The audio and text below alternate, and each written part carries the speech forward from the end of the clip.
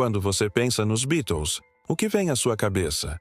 O talento inquestionável de Lennon e McCartney, as melodias eternas, ou talvez a mulher que, por décadas, foi apontada como a responsável pelo fim da maior banda de todos os tempos? Sim, estamos falando de Yoko Ono, mas a pergunta que ainda gera debates acalorados entre fãs e estudiosos é: será que ela realmente destruiu os Beatles? Ou será que a história é bem mais complexa do que parece? Hoje, você vai conhecer a verdade por trás da rivalidade silenciosa e tensa entre Paul McCartney e Yoko Ono. Uma história de egos criativos, interferências nos bastidores e uma convivência cheia de mágoas, que, no fim, se transformou em respeito. Tudo começa em 1966, quando John Lennon conhece Yoko numa galeria de arte em Londres. Ela era uma artista conceitual japonesa, ligada ao movimento de vanguarda. Seus trabalhos eram ousados, provocativos, e ela estava muito longe de ser apenas mais uma groupie. Os dois se aproximaram rapidamente e Yoko passou a participar da vida de Lennon de forma intensa, emocional e criativamente. Eles se tornaram inseparáveis e isso começou a refletir diretamente no ambiente interno dos Beatles. No início, Paul não parecia ter grandes problemas com Yoko. Chegou a apoiar financeiramente uma de suas publicações e não demonstrava resistência à nova fase de John. Mas isso foi mudando. Yoko começou a frequentar diariamente os estúdios da Abbey Road, o território sagrado da banda, e ela não ficava apenas nos bastidores. Ela sentava ao lado de John, opinava, participava, falava, o tempo todo. Em uma das sessões de gravação do álbum branco, por exemplo, Yoko estava doente e foi levada para o estúdio numa cama. Isso mesmo, uma cama no meio do estúdio. Ela ficou deitada lá, com um microfone ligado para poder comentar o que estava sendo feito. Paul McCartney estava visivelmente incomodado. I think John's saying no. Obviously, it came to a push between Yoko and the Beatles. It's Yoko, yeah. Em vários momentos dos ensaios, especialmente nas gravações documentadas do projeto Get Back, é possível ver Paul tentando explicar ou coordenar algo, e sendo interrompido pelos comentários agudos de Yoko. The song Get Back, when you were recording it, Yoko was in the studio. And every time you sang Get Back, John accused you of staring at Yoko. And he took it as an insult. Ele responde com expressões fechadas, olhares desconfortáveis e até pequenos suspiros, como quem tenta manter a calma, mas está prestes a explodir por dentro. Para Paul, aquele espaço era de criação colaborativa entre os 4 Beatles. E, de repente, havia uma pessoa de fora participando diretamente. Aquilo parecia uma violação silenciosa do que a banda representava. E o pior, John não só aceitava, como incentivava. A dinâmica começou a mudar completamente. John se afastava do grupo e criava cada vez mais com Yoko. Paul, por outro lado, assumia o volante. Compunha, dirigia, dava forma a músicas que muitas vezes tinham pouca ou nenhuma participação dos outros 3. A tensão só aumentava. Para Paul, Yoko era uma influência direta na distância crescente de John. Para Yoko, Paul era controlador, um perfeccionista que sufocava a espontaneidade criativa de Lennon.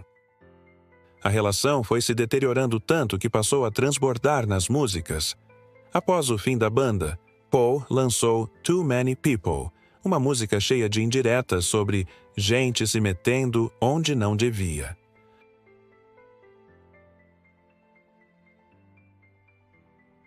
A resposta veio com How Do You Sleep?, onde Lennon atacava Paul diretamente com frases como: as músicas que você escreve não dizem nada.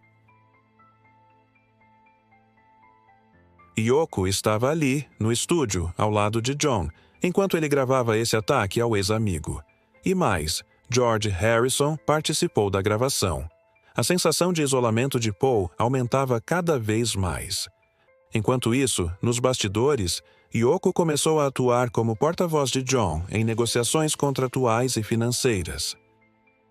Paul sentia que ela estava assumindo um papel que não lhe pertencia, o de empresária, conselheira, decisora. A gota de água veio quando Paul entrou com um processo judicial para dissolver legalmente a sociedade dos Beatles. Era o fim, o rompimento formal. John, George e Ringo ficaram furiosos. Yoko, claro, estava ao lado de John o tempo todo. Os anos seguintes foram marcados por silêncio e cartas trocadas com ironia. A mágoa era profunda. Paul evitava falar diretamente de Yoko, mas o ressentimento era claro. Ele sentia que havia perdido não só um parceiro musical, mas um amigo. E para alguém que, aos olhos dele, não compreendia o que era ser um Beatle. Mas então, em 1980, tudo mudou. O assassinato de John Lennon foi um choque brutal. Para o mundo, para Yoko e para Paul. A partir dali, começou um processo lento e silencioso de reconciliação emocional. Paul ficou profundamente abalado com a morte do amigo. Escreveu cartas para Yoko, ofereceu ajuda, mostrou empatia. Yoko, por sua vez, começou a reconhecer o valor de Paul, sua importância na trajetória de John e no legado dos Beatles. Eles nunca se tornaram próximos, mas começaram a se respeitar. Em eventos públicos, trocavam palavras discretas, educadas. A rivalidade deu lugar a um tipo de paz. Talvez não uma amizade, mas um entendimento mútuo do papel de cada um na história de Lennon. Hoje, com distância histórica, muitos estudiosos apontam que Yoko não separou os Beatles. A banda já estava desmoronando por dentro, por egos em conflito, diferenças criativas, desgaste emocional e pressões externas. Yoko foi, sim, um elemento que acelerou esse processo, mas não a causa central. A verdade é que a rivalidade entre Paul McCartney e Yoko Ono representa muito mais do que ciúmes ou implicância. Representa um choque entre duas visões de mundo. O artista pop, organizado, genial, e a artista conceitual, livre, provocadora. Dois polos diferentes tentando coexistir no mesmo espaço e dividindo o coração e a atenção de um dos maiores ícones da música do século XX. E no fim, apesar de tudo, talvez o que restou entre eles seja exatamente isso: respeito. Porque ambos sabiam o quanto John Lennon significava, e sabiam também o quanto os Beatles significaram, e ainda significam, para o mundo inteiro. Se você curtiu esse mergulho nos bastidores da maior banda de todos os tempos, deixa o like e se inscreve no canal. Comenta aqui embaixo. Você acha que Yoko foi culpada? Ou apenas virou o bode expiatório de uma história que já estava perto do fim? Até o próximo vídeo.